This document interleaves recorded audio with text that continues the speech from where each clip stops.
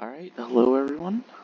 Um, we're gonna get a fresh playthrough of Norland. I'm thinking of doing a no holy horde, unholy horde, um, hardcore, and then probably just picking a easy place, but I want to start here to show everyone my thought process when starting a new save. I like the three brothers and a wife because I like to have more lords, but if later on when I play the game more and do more run throughs, I'll change it up. But when I was just beginning the game, um, I did like two brothers and a wife, just one less lord to have to micromanage, but when you get more used to the game, it really is not too bad. So with my king, what I typically like to make my king is my management guy. Because I find management, uh, it's not necessarily the most important, but for me, it's the most important to make the game not so micromanagey, because you can use the chancellery with no paper once he hits level 15 management, and so because that's what this precise language does. Okay, and so now what I'll do is I'm going to make his management up to, you can do 13 or 14, but I just like to do 14. And I'm not going to lower everything completely down, but what I like to have is at least a little bit in intelligence.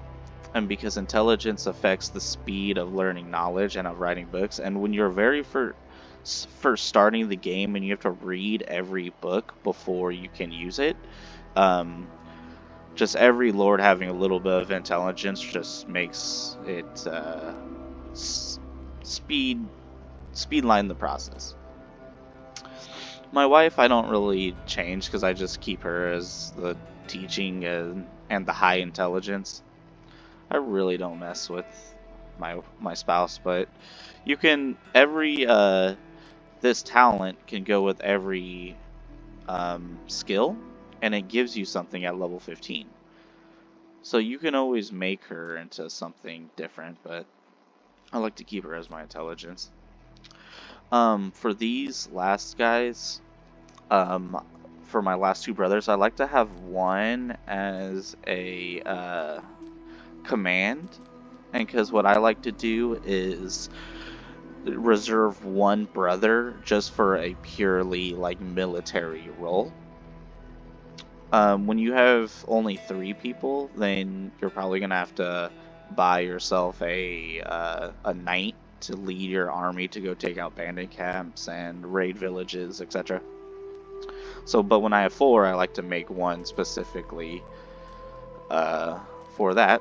And so same thing, I'm going to pretty much lower everything, keep intelligence. See, and the thing with him though, intelligence isn't as important because if he's always off fighting bandit camps and stuff like that, he's not sitting there reading. But in the early game, he will be sitting there reading, so.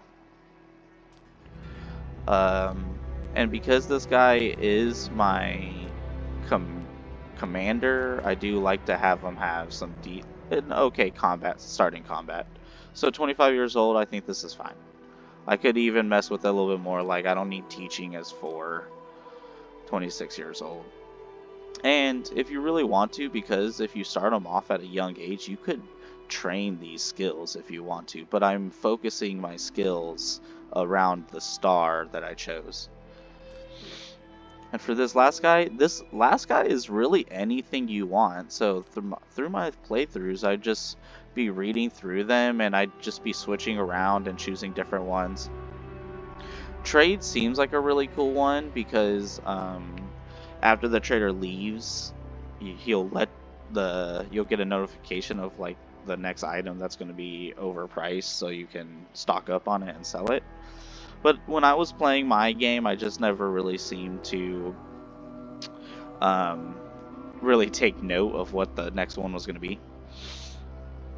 So with this guy, oh, and with the king, even persuasion or manners a little bit is actually pretty good. So like the king, I'm probably not gonna have him fighting very often. Oh, and another thing to mention, the command skill. Even if they start off low, the training grounds will increase the command skill. Maybe combat? I'm not too sure about the combat, but pretty positive on the command skill. So we'll just give him a little bit of manners. 26, that's fine. Okay, we can't have the brothers being the same age. Like we gotta change that a little bit. See, that's a little old, so he'll be a younger brother. And for this guy, this playthrough, last playthrough, I actually made him a management to double up on management just in case if one of them died, I would be able to run my chancellery.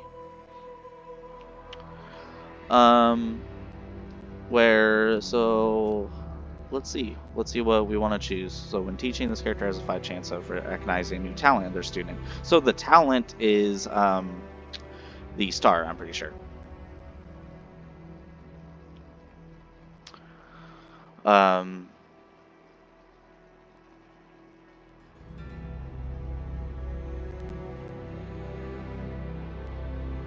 Okay, let's see what the Enlightener doubles the chance of passing a knowledge to another lord during a wise conversation.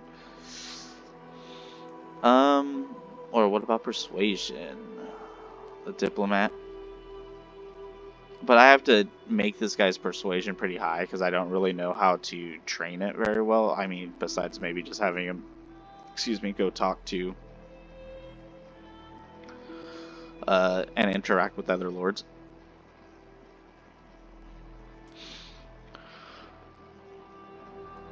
I'm not going to think too hard about it, though.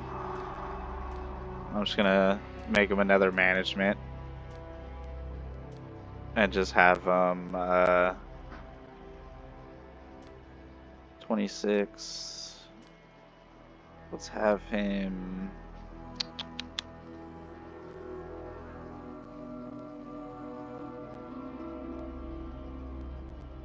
Oh, who's my trade guy? Usually you want a trade guy, though, too. So you know what? I'll have this guy, 4 intelligence. Throw these down. Increase the trade up.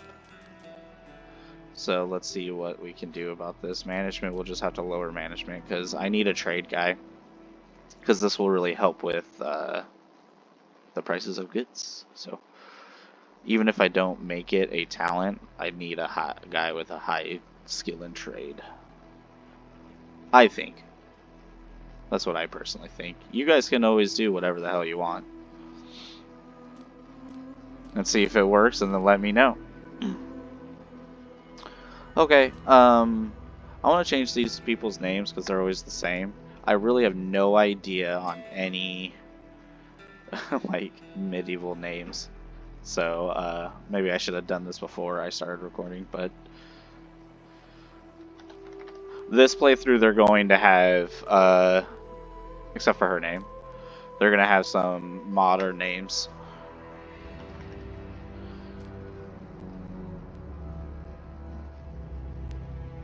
What is that? Oh, no, I'm good. Okay, I will take some water, though, please. Are you gonna eat a whole one? Okay. So, I like this guy's name. I have no idea how to say it, but I'm gonna keep it. And his brothers are gonna be Mike and Jake. So, one thing, so I like Beautiful because that will make her attracted to him. And that will help with any,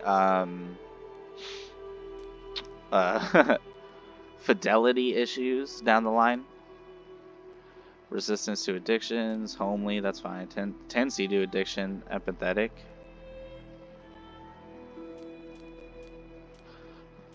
I kind of want to change her beautiful. Let's just make her reckless. Just because I don't want these guys to start getting attracted to her. And then cause fatality issues. Okay. So now, the one playthrough that I did do on this map, I actually did 2 playthroughs. I did one for a little bit on this one, and then I did one on this one. I'm not going to choose this one. I'm going to choose this one, and the reason why is because